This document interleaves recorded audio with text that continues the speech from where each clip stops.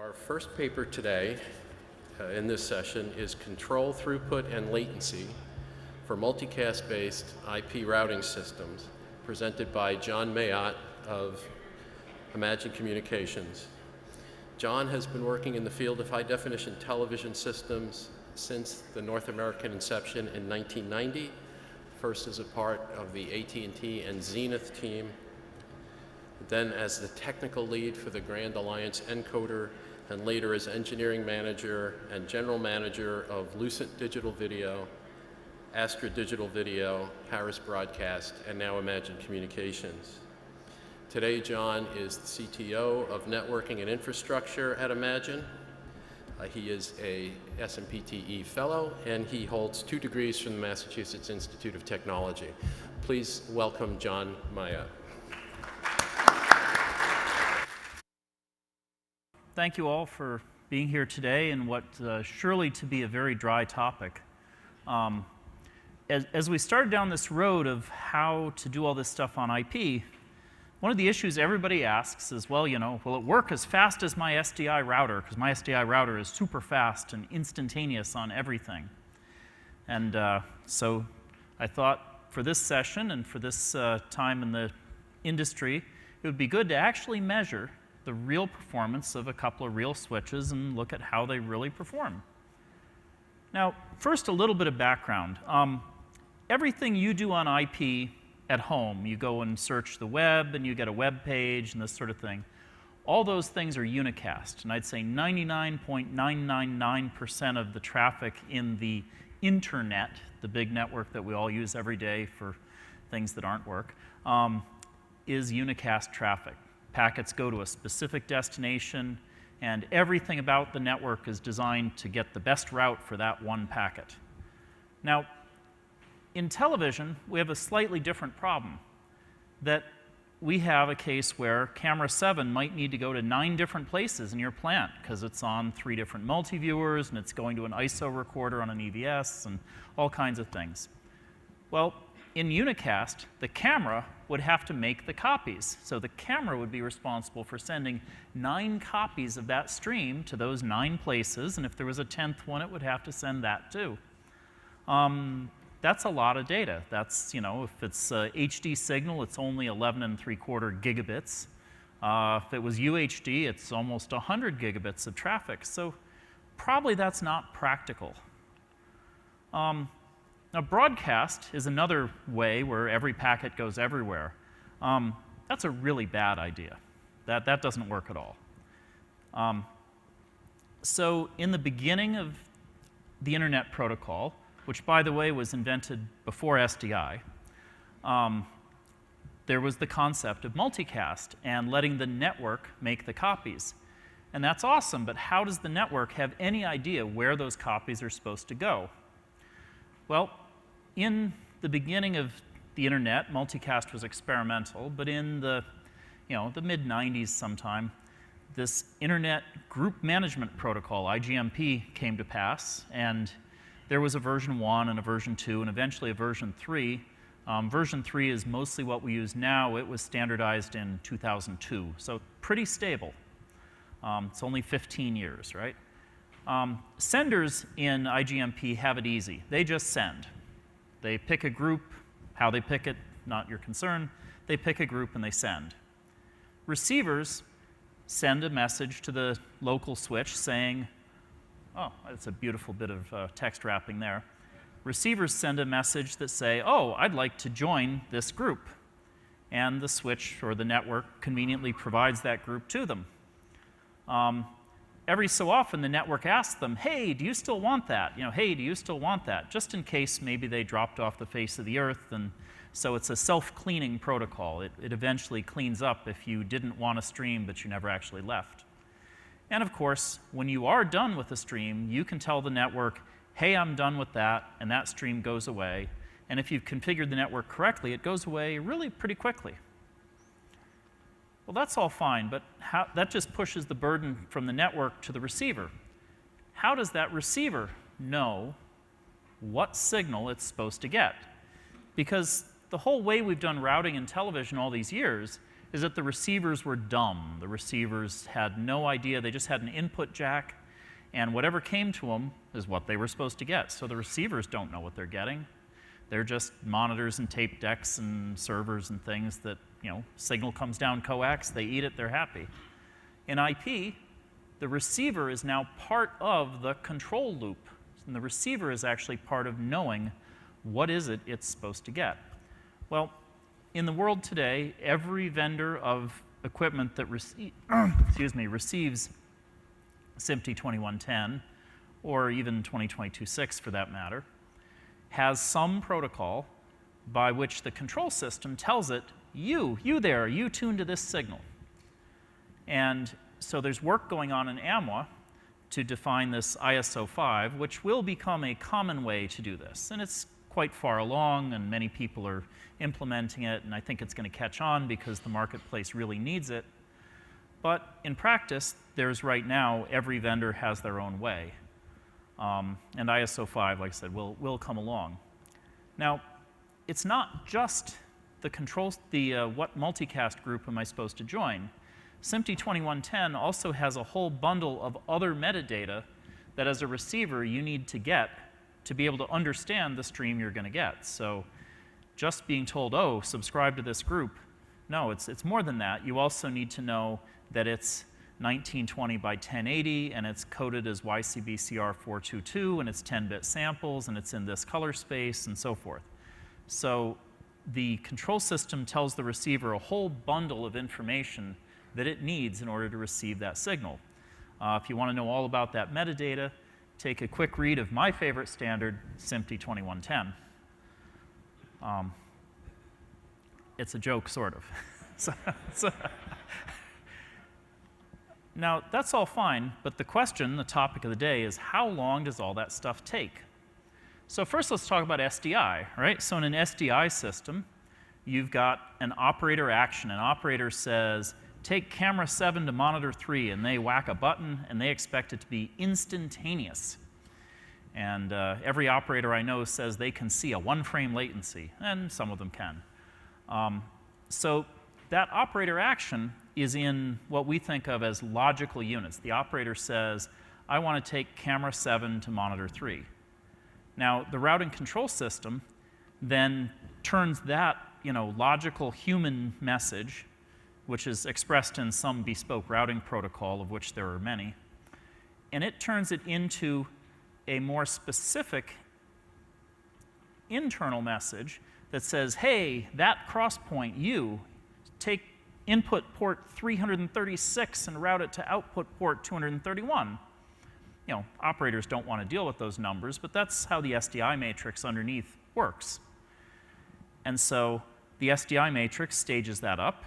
It waits until the next RP168 switch point, or maybe the one after that, depending on how long it took to parse out that message and do all its dirty work. And then after it does that, sometime later, there's new video on the display. And of course, the SDI matrix statuses back to the control system that it made that physical connection between those input and output ports. And the control system then turns that back into a logical response to the control panel that lights the button green and says, yep, we did that. And that button turning green is usually after the real change happened, because what the operator mainly cares about is the time from the reality of I asked for it to the reality of I got it. And the status appears, commensurate to that, but is secondary in importance to the thing really happening. But that status confirmation is incredibly important because operators assign meaning to that. If that button turned green, it means that it really happened, or it ought to have really happened. Now, if we're doing this in IP, what's the analogous set of events? Well, the operator still says, hey, camera 1, monitor 3, click, click, click, I want that. And that part of the request, and honestly, at the end, that part of the status, are actually the same, because what's to be different about them? So the contribution of that first part of the operation and last part of the operation really are no different. Now, then there's the next part, which is the routing control system saying, hey, monitor 3, switch your video to this multicast group with this whole set of metadata. Now, that's new, right? So instead of telling an SDI matrix, hey, do this cross point, now you're telling a monitor, hey, here's a whole bundle of metadata, and part of it's a multicast group you're supposed to join. And likewise, at the far end, the monitor is going to get back to you and say, hey, I did that. And then you have to turn that back into a status. And of course, the monitor has to get that new group and do all its things.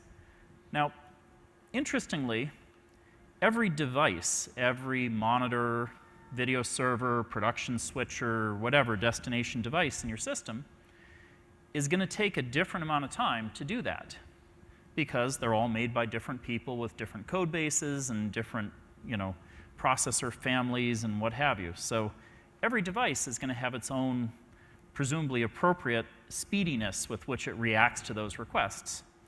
So as I looked at studying the contributions of all this, I said, well, you can't really study the devices because every device is different. So my focus in this is really the middle part, where the monitor, after it parses all that metadata and says, OK, I need to join this new multicast group, how long does it take from when it says, I want that, to when it starts getting it? Because that's the part that's in the network, and so that's the part that, there's fewer network vendors. There's only maybe a half dozen network vendors that are of major stature. And so that's something that's studyable. So this study, and the thing I'm talking about today, really focuses on the contribution there in the middle, from when something asks for a multicast group to when it starts really getting packets for that group. And then, in addition to that, simple startup delay for just out of the blue asking, there's a separate question, which is really, how many of those operations can a typical switch do per second or minute or however you want to look at it? What's the sustainable rate? Because it turns out that that throughput is another important design factor in these systems. SMPTE 2110, as one of its benefits, keeps every piece of essence on a different multicast group. So if you're saying, hey, take this video player and route it to master control switch or input 1, you're really generating a lot of commands. You're saying, well, OK, so for video, do this. For the first audio channel, do that. For the second audio channel, do this. And there might be a dozen or more underlying operations that all come from that one operator choice or that one automation command. Now, again, that master control switcher or whatever device it is, it has to implement all of that and say, OK, it's going to parse through all those messages and turn those into, again, a bunch of multicast joins. And so you get the question of how long are those going to take? And by the way, that device is now going to generate not one join into the network, it's going to generate a dozen of them. So that performance under load, if you had top of the hour, a dozen master control threads all say, oh, switch now, boom, boom, boom, there's a burst of activity, and you'd like to know, how is the network going to respond to that burst of activity? So to do this experiment, I lined up lots of small multicast groups. Audio is very convenient for that. You can easily make 1,000 multicast groups with AES-67 audio. And with 1 millisecond packet times, I got a good 1 millisecond resolution on the answer to the question. Typically, in the loading here, I had about 1,000 groups in the switch. Then I wrote some purpose-built software that would join n groups at a time. And I picked a couple values of n that were convenient, like 100 and 50 and 25 and 12 and 6. Just, a nice decreasing factor 2 sequence of numbers. And then I did lots of runs of this, because one thing you'll notice pretty quickly is that the answer is not always the same answer. Sometimes you get the group a little faster, sometimes you get it a little slower, but there's a little bit of variability to it. But so that was my process. And then I did this across 3 different switches. None of them were bleeding edge. There was a Cisco Nexus 3548, an Arista 7150, and a Brocade VDX 6740. And I have a little star by Brocade because I think they're called Extreme now or soon.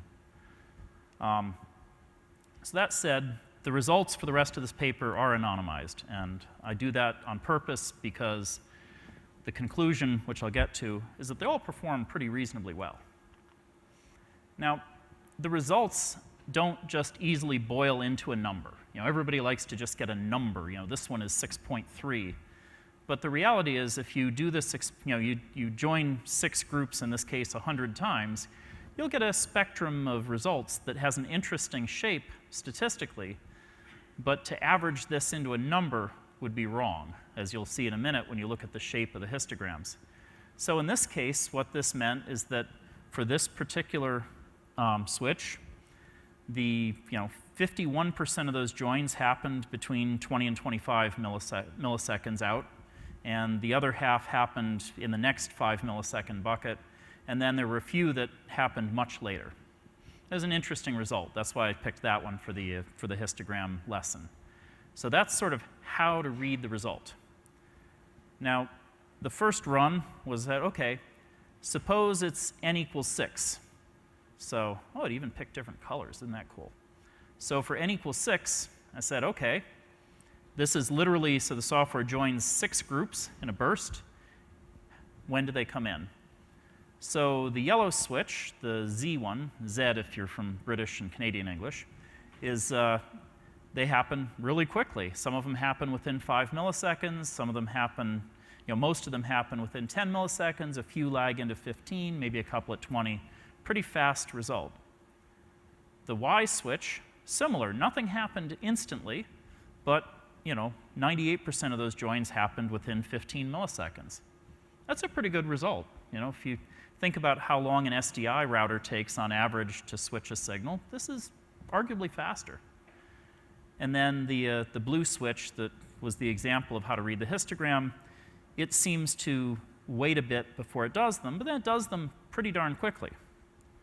So an interesting strategy. Clearly, different software developers took different approaches inside the switch, but the results are sort of interesting looking. But suppose n gets bigger. Suppose we say, well, now instead of joining 6 streams, I'm going to join a dozen. Okay? So I join a dozen. Now, the yellow switch still gets, some of them quite quickly, but it's, there's only a certain peak rate that it seems to chug through them at. The green switch actually waited even arguably a little bit longer than it did before, but then it chugs through them quickly, as though maybe it marshals them up and then does them in some complicated way inside. And the blue switch as well seems to have a sustainable throughput that's quite comparable to the others. It just had a different approach to how long it looked at them before it acted on any of them. Doubling up again to 25. So this is now, probably 2 or 3 television switching events happening or trying to happen concurrently. So, a couple of videos, a whole lot of audios to get to 25 groups all joining simultaneously. And there again, now you can see the yellow switch, processed some of them quite quickly, but it, had a sort of a weird, only word I can think of really is weird time domain behavior of them afterward. The green switch, again, waited even slightly longer before it did them, but then it did them pretty quickly. And then the blue switch kind of achieves a throughput rate of chugging through them, and then, then it's kind of done. So like I said, this is very hard to boil down to a number, because you can't just say, oh, well, that one's 6.3 and that one's 5.2. But they seem to chug through them with a pretty good clip. And if you bump out to 50, so now it's literally join 50 groups all in a lump and see, how quickly does the switch react. Again, the yellow switch does some of them pretty quickly, and then it settles into kind of a run rate out there, and that run rate is, 0.06 times 100, so it's, like that, I don't know, you could calculate the run rate off this. The green one, again, waited a little while, but then processed through them quite quickly. And then the blue one, again, marshaled them for a little while, but then started chugging through them with really a pretty good run rate there. So, If you just looked at the n equals 6 case, you'd say, oh, that blue switch is way out there and that yellow switch is super fast. But you look at them here and you say, well, they're not that different, really. And then if you bump out to n equals 100, so this would be the equivalent of having maybe 8 or 10 or 12 kind of television switching events happening simultaneously, where all these joins are hitting the switch at really the same instant in time, or as close as I could model it to that. Then now you can really see the run rate behavior. You can see that the yellow switch kind of does a little, bump up, but then pretty quickly settles into, how fast is it processing those, how many per second. And in this case, I calculated them. They're doing about 600 joins per second. And they're also processing the leaves of the old groups, because all of these were switch events. And then the X and Z were that way, and then the green one is a very peculiar behavior. It sort of goes fast and then backs off, and then it does them kind of fast again. And if I doubled this number again, which I didn't, I think it'll have a continued funny oscillation. But that's OK. One of the challenges, as I talk to our colleagues in the switch vendor community, is how they manage the load on the CPU of the switch, because you don't want that thing to get overloaded, but you want it to be responsive. So they have some internal limits on how much time they'll spend doing any one thing. And I think that green behavior there is exactly those limits kicking in and backing off and managing the workload inside the switch, which we're all glad it does. So the upshot of all this is I went and studied these, and I have a room full of engineers now staring at a chart full of statistics and saying, statistics. I took statistics once, yeah. What's good enough? Because if you really study how your SDI router really works, you'll find that it's not so instant either. If you give your SDI router a dozen random takes, so not marshaled up, not a preset buffer execute, but just a dozen operators simultaneously hitting a dozen buttons on a dozen panels, you'll find that your SDI router isn't necessarily so instant either. And they're all built out of roughly the same crosspoint chips, and those crosspoint chips have pretty strict limits on how many changes they can make per vertical as well. If you have an SDI router with audio breakaway, there's even more interesting limitations in different systems on how quickly all those things switch, which, by the way, is the correct comparison here. So my opinion, having looked at this in some depth now, is that the IGMP joining performance actually is quite good, and that in the whole sequence of protocol transactions that we described a minute ago, this part probably is not the limiting factor. So you remember our diagram of all the things that happened between the operator saying, I want that, and it happening, and then them getting statused about it. That little blue part in the middle is what we just saw the performance of. Now, the top part, the routing control system translating the logical route to the physical route, probably comparable to today. At least in our routing control system, it's the same logic, just looking up different information. The performance of the devices will be different on every device, and I think it'll become somewhat of a specsmanship thing over time. People will make devices that have appropriate speediness of that for what they are. If it's a monitor, probably doesn't need to happen instantaneously. If it's a master control switcher, probably does need to happen pretty quickly. The contribution of those other things, I think we'll all study those over time. Now, a point I didn't mention, in all the previous slides, I talked about the network, as though the network was a simple thing. And in fact, these numbers are for a single switch, so a network with one switch, one IGMP joining and leaving process happening with all those ports. Now, there's lots of networks that are essentially that. Lots of useful television can be done with fairly simple topologies. And honestly, I recommend that because it keeps your network simple, keeps the design simple, and those switches are available in pretty big sizes that you don't need to go crazy. If you have a couple of aggregation switches feeding your big switch for mopping up 1 gig audio ports and so forth, that's okay. It's still essentially this from a timing perspective. But if you have multi-switch topologies, if you have spines and leafs and a complex thing, there's sort of two ways that the industry is evolving how the network would keep track of it all. So one is the IETF standard way with something called PIM sparse. And there's experts in the world on PIM sparse. I don't pretend to be one of them, but it works reasonably well. It does add some time contribution to this, and that's certainly a future study topic for me. The other is that you externally manage through some kind of SDN technique which signals go where. And that's something that the AMWA ISO 6 work is looking at, is sort of standardizing that top-down approach to flow steering instead of letting PIM and IGMP do all the dirty work. Because there's really three cases that exist in the future. There's this IGMP snooping with aggregation, which is basically the performance numbers we just looked at. There's IGMP with PIM in the spine, which if the signal you wanted was already in the leaf that you're connected to, it's roughly the performance you just saw. If it's not there, then the join gets propagated, and it's probably twice that or so, depending on how complicated the PIM is. And if you have multiple layers of spines, you could go really crazy there. And then the third case is what we just mentioned, this API-based management, either using something like ISO 6 or some of the different vendor-specific SDN controllers that are out there. So those will each have their own performance as well.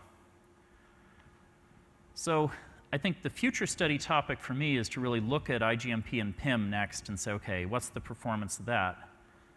And in terms of these network SDN controllers, the standards-based ones or whatever, there's, they have some additional capabilities because they do some bandwidth management that IGMP doesn't do. But on the other hand, they also have to pay for that work in terms of time and performance. So I will see you at a future conference somewhere with more data down this branch, because I think that's going to be an important part of it for all of us. Wow, that ends on a dead slide. That's cool. So all that said, I have 3 minutes and 39 seconds for questions. Oh, and Thomas Kernan is going to play Stump the Me. So. Thanks, John. Hi, Thomas Kernan, Mellanox. So the questions I had first of all, thank you for sharing the data points. One thing I either missed, I dropped packets or was not in the initial presentation, was did you do this with IGMP v2, v3? Did you try, if v3, did you try packing multiple join requests in a single packet, like you can do in SSM? Or, as in, can you just give us some background on that testing? Okay, so this test, I did it all with v2, just to keep it simple. And the v3 marshalling, I agree that the standard describes that you could do that, but I don't believe that the Linux kernel actually does that. So, or maybe it's like you'd have to request them in some bizarrely special way to actually cause the Linux kernel to do that. So, unless you know different. On whatever release we're using and whichever, because there's too many options. But yes, it would be interesting to see the performance differences between v2, v3 implementations and packing multiple requests in a single message, because there is possible data points that would be different. Yeah, no, I agree. The packing does seem very promising. I took the lowest common denominator for the first round. Okay, thanks. Okay. All right. Hello, Arne Bönninghoff, Relay Communications. Okay. I've seen your email many times, but I never had a face to go with. Okay. So it's me.